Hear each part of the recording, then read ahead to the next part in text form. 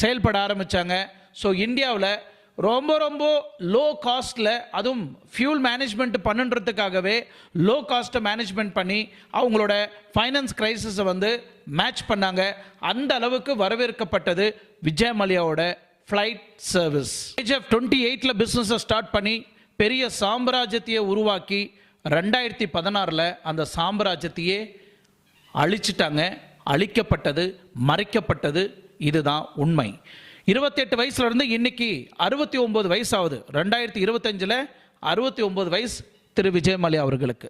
இந்த ஏஜ்லேயும் என்னை வெளியே விடுங்க, நான் கண்டிப்பாக இந்தியாவோட கடத்தையும் அடிக்கிறேன், என்னோட பிரச்சனையும் சார்ட் அவுட் பண்ணுறேன், என்னால் ஏற்பட்ட இந்த களங்கத்தை நான் முடிக்கிறேன், விருப்பப்பட்டால் இந்தியா என்னை அழைக்கலாம், எந்த ஒரு நிபந்தனையும் இல்லாமல் என்னை மறுபடியும் பிஸ்னஸ் பண்ண விடுங்க, தொழில் பண்ண விடுங்க, நான் மறுபடியும் எல்லா பிரச்சனையும் நான் முடிச்சு தரேன் அப்படின்னு